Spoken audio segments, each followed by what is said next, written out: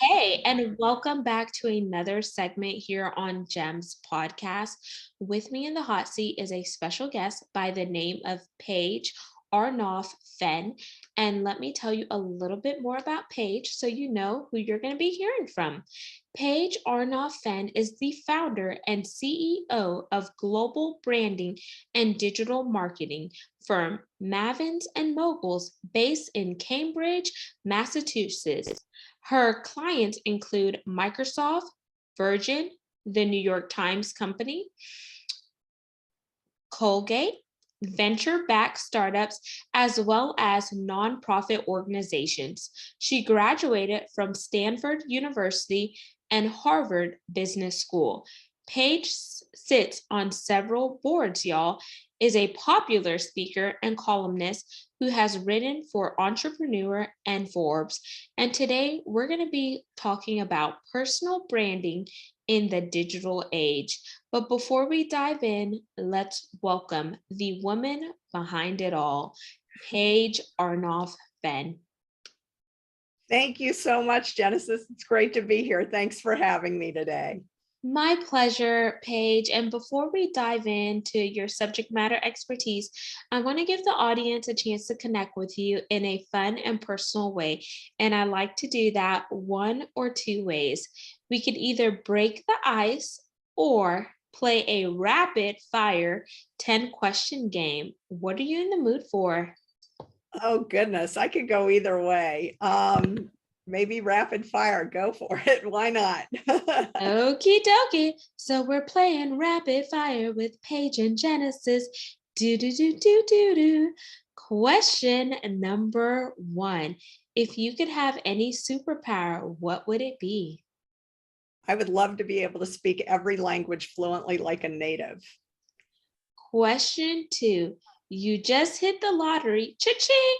However, in order to get all of your proceeds, you must donate to 3 charities of your choice. What charities are you donating to? Wow, there are so many great causes out there, and there's so many people that need help today. It's a great question. I would probably give to Doctors Without Borders because I feel like they do great work around the world. Wow. So I originally am from Tennessee, and St. Jude's Children's Hospital is there, and they help children with diseases from all over the world, and they don't charge the families anything. And they do such great work. So I'd probably give part of it to St. Jude's. And then it would be kind of a toss-up. Wow. The Red Cross, or maybe like NPR that keeps independent journalism alive. I don't know. If I could limit it to 3, it would be really hard. There are just too many really important, great causes to help that I'd maybe give a little bit less to more charities versus more to fewer. I don't know. 3, if you could recreate any significant moment in your life, what would it be? Wow. Well, I'm in my mid 50s now, and I have so many great childhood memories of being with like my grandparents and great grandparents, and holidays we've spent together. And my parents are gone. My grandparents, my great grandparents have all passed. I would love to go back to just a regular moment with all these people who loved me and I loved being around, and just, sharing a meal or doing something really silly on a weekend or a road trip or a vacation or something like that would be really amazing. To be able to bring them back for even a day would be awesome. 4, favorite color? Red. It's the school color for both my undergraduate and graduate degree. I'm wearing red. I always wear a lot of red. It's, it's a bright color. It makes me happy. It's kind of a power color. I don't know. I'm definitely a red person. 5, when you think about M&M, Mavens and Mogul, what is one thing that sets you apart? So it's Mavens and Moguls. Oh, Mavens, yes. I think there's a lot that sets us apart, but I think the main thing is, so I am not a traditional like ad agency or consulting person, and neither is anyone in the business. Most times when you bring in a marketing partner, these are people that come out of the service side of the business. I was always, and my colleagues were the clients in our previous lives.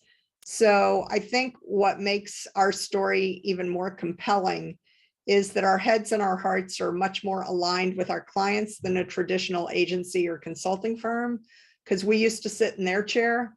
So my job is not, I'm not very good at PowerPoint. Like, we're not a traditional agency in that when we come up with recommendations and when we want to help our clients, we're rolling up our sleeves and doing the work alongside them, because we used to be them. And I think our clients find that pretty compelling, because we're giving them the advice that we would have wanted when we were in their chair. And we're not trying to like cross-sell or upsell or trying to make them dependent on us. We want to help fix the problem and move on and do other things. I'm not trying to create a widget or productize the business so that I keep doing the same thing over and over. I want to teach my clients to fish so that they can do it without us and then hire us to come in and solve new, more interesting problems. I don't want to get into a rut and be a one-trick pony. And I think our clients really appreciate that, because it's kind of a more of a non-traditional approach to having kind of a thinking partner and somebody with a lot of experience that can help them in a way that is very timely and relevant. And sometimes they'll come to us and say, my budget is X. How can you help me with that budget? And we may come back and say, you don't even need that much money to fix what you're doing. We could do it for half the money, and then you could spend the other half doing something else. And they said, wow, we didn't even know about that. That's great. A traditional agency may spend all the money just because they have the budget, but that's not the way we work, because that's not the way we ran our businesses when we were on the client side. So I think that's pretty compelling. Amazing. 6, favorite candy. Oh my goodness. So I have a huge sweet tooth. I like a lot of candies. So there's a brand of chocolate that Warren Buffett owns. It's called C's chocolate. And my grandmother used to have it. And so now they don't sell it in Boston, but I buy it online. And my husband and I we used to live on the West Coast, and it's made on the West Coast. And we still have property out there. So every time we go to the West Coast, we're buying C's. And we now, during the pandemic, we've been ordering it online like continuously. So I would say C's chocolate is pretty high on the list. Okay. 7, coffee or tea or neither. I'd say both, but I drink the most green tea. That's like a daily drink for me. I'm a massive hot green tea drinker. I like it iced tea too, but I mostly drink it hot. But I love the taste of coffee, but I joke that I'm naturally caffeinated. So I'm not one of those people that needs to like drink coffee to wake up in the morning. I'm kind of already bouncing off the walls. But coffee for me is more like a treat. It's not like, oh, I need it to jumpstart my day. But I like both a lot.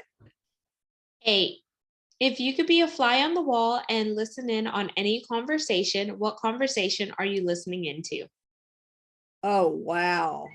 That is an amazing question. Again, okay, so I'm very nosy and very curious.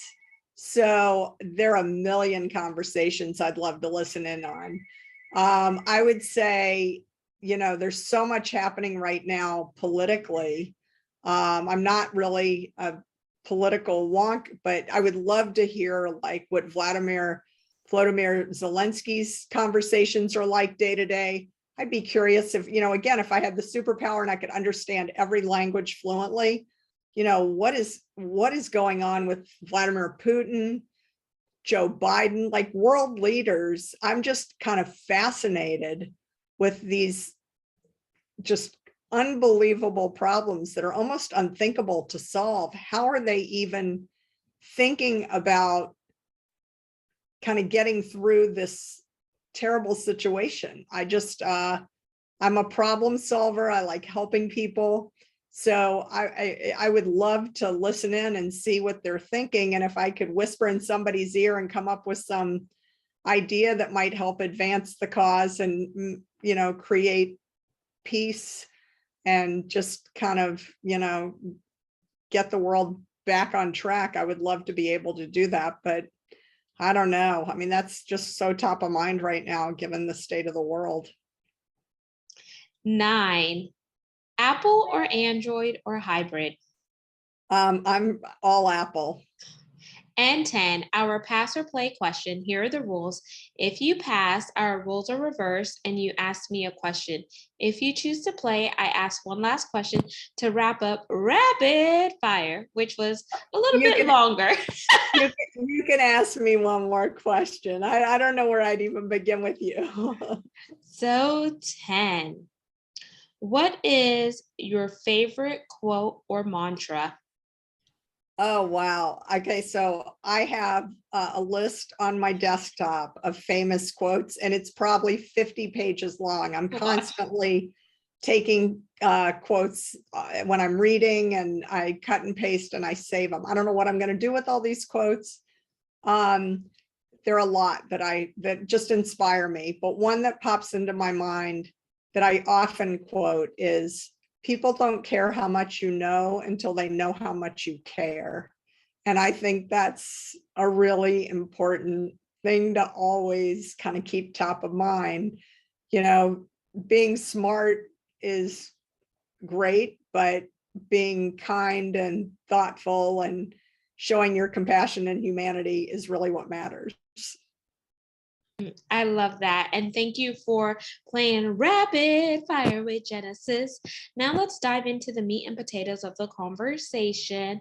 And this is going to probably be a little bit fast, so we could be respectful of time. Okay, sure. But I definitely want you to talk about, why is personal branding in a digital age so vital right now, especially with us being in the Great Resignation, all the things that are happening.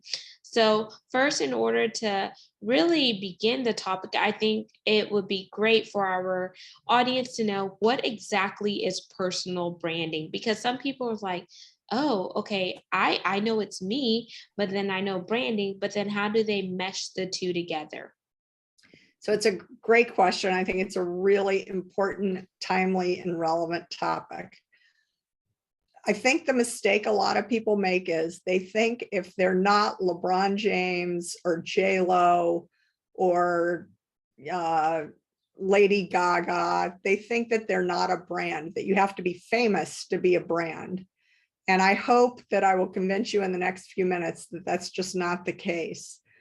You don't exist today if you can't be found online. And today, before somebody takes your phone call or sets up a meeting or asks you to join their podcast, they're going to check you out online. So you should really Google yourself and see what pops up, because people are going to make an impression on what they find. With a name like mine or a name like yours, if they Google us, they're going to actually find us. Like it's not, if your name is Jane Smith or Bob Jones, they're not going to know who they're looking at. But for you and me, if there's some, you got busted with drugs or you were involved in some, bad situation, it's going to show up pretty high on Google is my guess. So people need to know that, you are a brand and people are going to form judgments in a split second. So how do you control that in a digital world? Because if we've learned anything during COVID, it's that your online presence matters now more than ever. For the last 2+ years, people have not been meeting in person as much. They're not going into places. A lot of shopping and experiences. A lot of stuff is being done on Zoom. So everything is business and life is being conducted online. So your online presence, if you have a website, if you have social media pages that are up, platforms that you're on, you really need to do kind of a communications audit and see what these things say about you. And you want to tell a consistent story across all the different touch points. So your website should have a look and feel and tone, and that should be consistent with your Facebook page, your LinkedIn profile, if you're on TikTok, if you're on Twitter, Instagram. I think where people kind of mess up is they try to be maybe snarky on Twitter because they think it's going to get them more followers. And then on Facebook, they want to show like all their partying and spring break, and they're wearing, swim trunks or a bikini or doing crazy stuff at a party, dancing, drunk, whatever. And then on LinkedIn, they want to be super professional. You can't really do that because it's very confusing. And I think you're going to dilute the brand that you're building because people don't know which version of you is going to show up. I run a professional service business, a marketing consulting firm, which is mostly business to business. Some of our clients are consumer products, but I'm selling my services to other businesses, small businesses, medium-sized businesses, nonprofits, Fortune 500. And they want to know that the person and the brand they're dealing with is one they can trust and that's offering a consistent experience. So if they're getting mixed messages and mixed signals, that's very confusing and it dilutes your brand. And I think it dilutes your story. So, I would encourage people to Google themselves, do a communications audit, make sure you're telling a consistent story. And, I think one lesson maybe coming out of the pandemic is I think the people, the leaders, the brands that have done the best job in building trust through their consistent online presence and really being who they say they are all the time, everywhere, those people are going to benefit the most in a post-pandemic world because their employees, their customers, their colleagues, their affiliates, their partners, they're going to be even more loyal after the pandemic because these are the people that got them through the really tough times. So then one thing I want to ask here that I think is so important because all the information you shared is very important, as well as Googling yourself. I love that tip because I have Googled myself. And now we keep hearing the word SEO thrown around. And for the audience, that's search engine optimization. And they say if you're not using the proper keywords, then it's going to be hard to get ranked on Google. So when you think about personal branding and you mentioned them Googling themselves, how do they show up on Google, especially if they are being very relevant, but their content is not being seen because they're not using the appropriate keywords? So obviously, people are in different categories, different industries. There are keyword trackers. You can use Google Analytics, which is a free tool. There are a lot of ways you can figure out what those keywords are. You can look at your competition, and you can in quotes on Google in the search bar, you can do your name in quotes and then different keywords in quotes. So I do marketing, I do branding, advertising, market research, marketing strategy. So you can look at what my name and those topics are, and you can see, and you can, if you follow different blogs or you're reading regular newsletters in your industry or category, you can see the words, the themes that are popping up over and over and over. Personal branding, that's a big keyword. And, the more specific you can be, the better. There's branding, there's personal branding for small businesses. There's personal branding for education.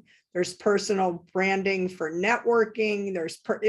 You can really dig down deeper, deeper, deeper, and get very granular to make sure that you own specific phrases. And so that when people are doing searches for those phrases, that, you know, you've got it in your title, you've got it in your copy, you're using it in everything consistently, so that you get identified with that collection of words, with that theme, and you get quoted on it. You know, if you're out there doing a lot of thought leadership pieces, blogging, tweeting, and you're constantly reinforcing that message in everything that you do, you become highly associated with important keywords. Thank you for sharing that and the tools and the resource, because it's always good to use certain tools and resources, especially when you're not a subject matter expert in that field, because that's going to help keep you on track. And Absolutely. now let's think about collaboration, because whenever you begin to cross collaborate and cross promote on other platforms, I think that helps with personal branding, because not only are you being seen by your audience, but you're being seen by the audience of the person that you're collaborating with. So what are your thoughts there on collaboration? Because it is not the new competition. In my opinion, I think it is the new way to create synergies. I completely agree with you, Genesis. So one recommendation I always tell people, everybody says, do I need a blog? Should I be blogging? I keep hearing about blogs. So the thing about blogs are, if you start a blog, you have to keep it going and you have to be consistent about it. And the big mistake I see people make is they start a blog, and the first week they're so excited, they're blogging like 3, 4, 5 times that week. And then the second week, they're a little bit busier and they drop 1 or 2 of the blog postings. By the end of the month, they're only blogging at most once every week or 10 days. By the second month, they only blogged once that month. And then they skip the third month. And by then you've really diluted your brand again. You've got people, you told them you were going to start blogging, they start following you, and then you fall off the radar.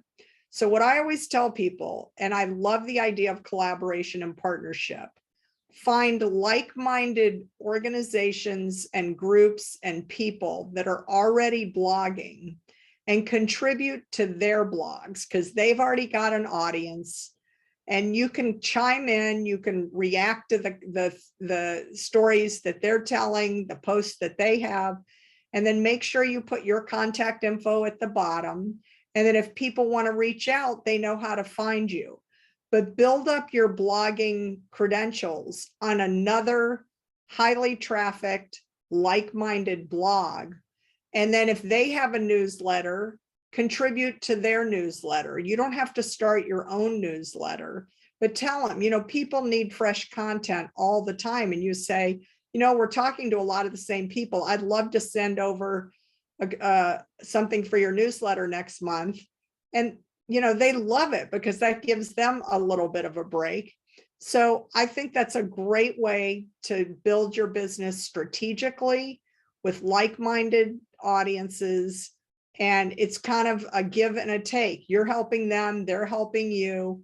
And then you don't have all the pressure to write the entire newsletter or blog every day, every week, every month. It's just a lot.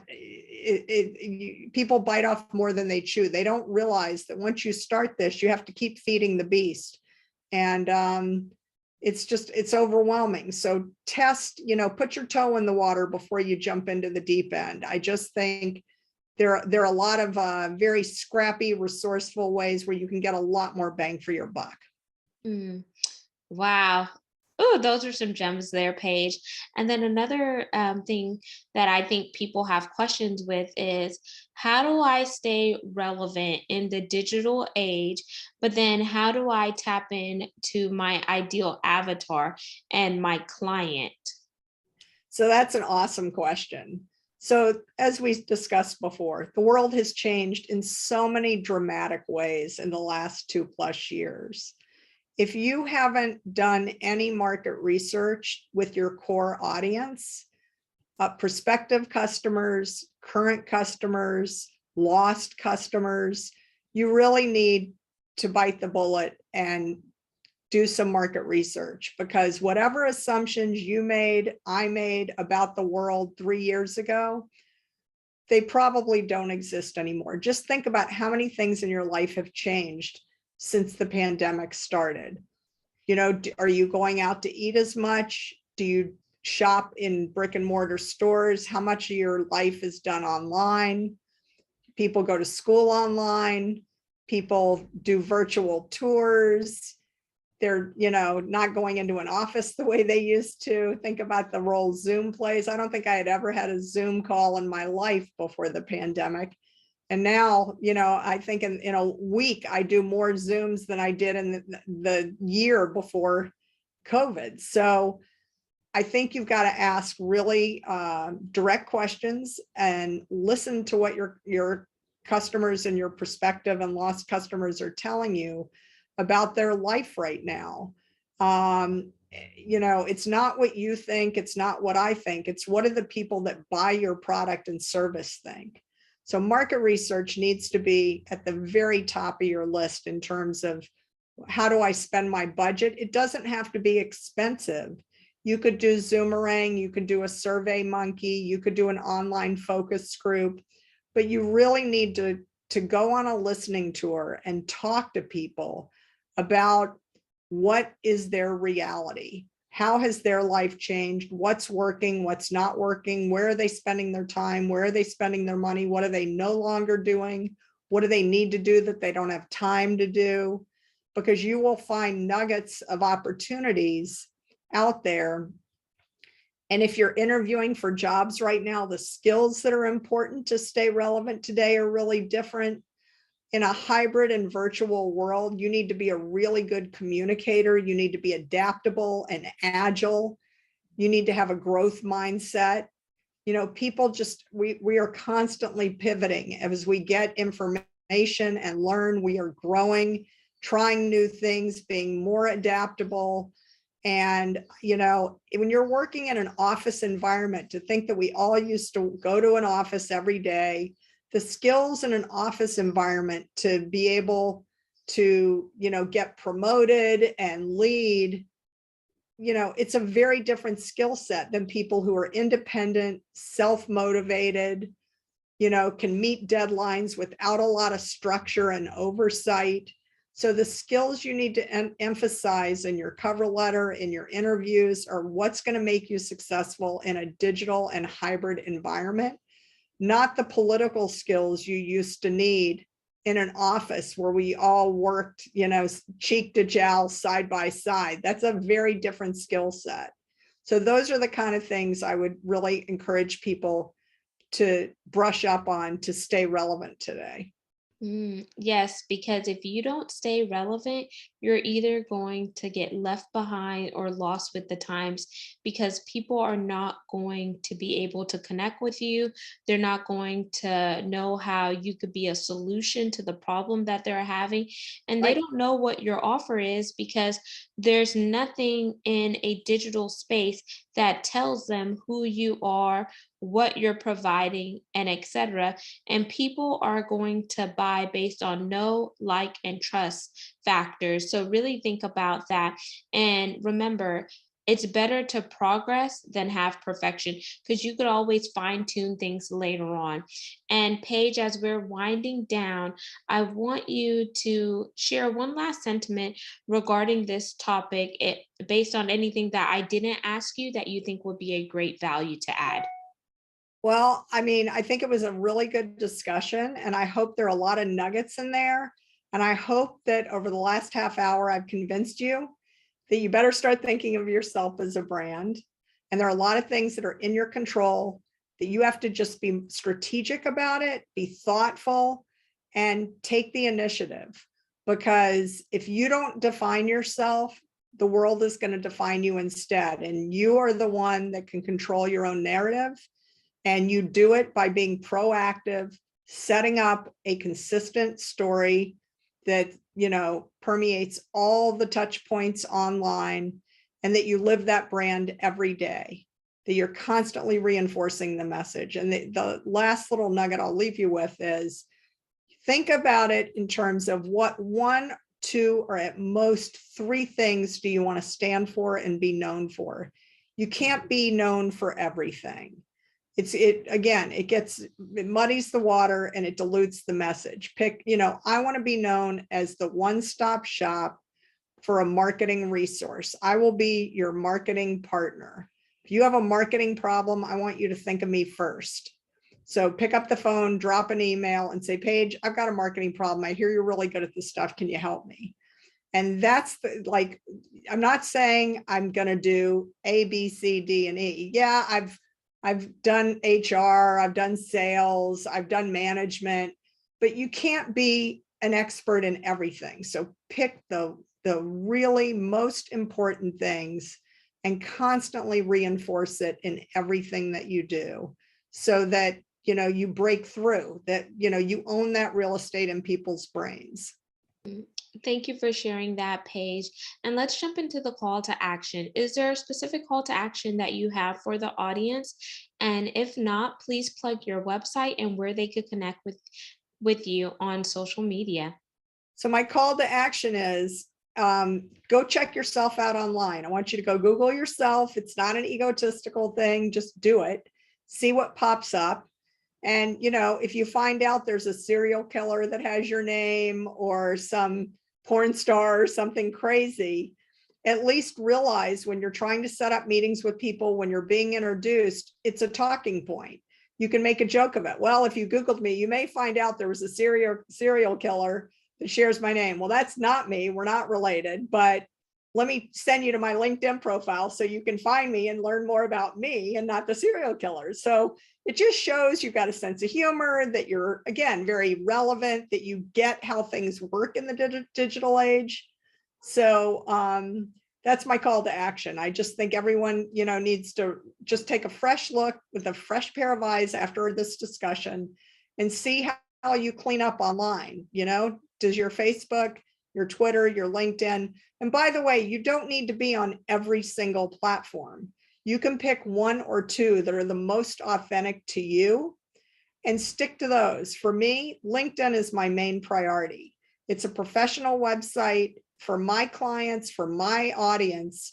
LinkedIn is absolutely the right social media platform, because I can set myself up as an expert and a thought leader. I can post content. And that to me is a priority. I don't need a Facebook page. That's not where my clients are going to find me. So do what's right for you and don't worry what everyone else is doing. But if you want to find me, the 2 best places to go are my company website, mavensandmoguls.com, mavensandmoguls.com, or LinkedIn, and it's P. Arnof-Fenn. P-A-R-N-O-F-F-E-N-N. My last name is hyphenated, but if you look for me on LinkedIn, it's really me, but it's P. Arnof-Fenn. It's Paige Arnof-Fenn, all one word, P-A-I-G-E-A-R-N-O-F-F-E-N-N. But if you Google me, you'll find me. As one of my clients said to me, because the name of my company is got an ampersand and my last name is hyphenated, she couldn't remember all the words, and she Googled Paige and Mavens, and she found me right away because of search engine optimization. So if you are looking for me, I don't think you'll have trouble finding me. Amazing. And thank you so much, Paige, for coming on as a guest. Audience, all of Paige's contact information will be in the show notes. So just scroll on down, read, and tap in with her. Don't forget to like, comment, and subscribe. We're on 40 plus platforms. You could also see all things video on our YouTube channel, which is at Gems with Genesis Amaris Kemp. And I want to thank each one of you for continuing to support the mission of the show, which is to bring topics that are educational, inspirational, and motivational, while we also weave in diversity, equity, inclusion, and belonging. And because of you and your continuous support, we are now ranked in the top 2% globally out of 2.8 million podcasts per www.listennotes.com. And that brings me to my ask is we're looking for brand sponsors to continue to help spread the mission. So if that is you, space is limited, head on over to genesisamarisKemp.net to find out more information or send me an email at genesisamarisKemp@gmail.com. Until next time, peace, love, and lots of blessings. Have yourself an amazing day.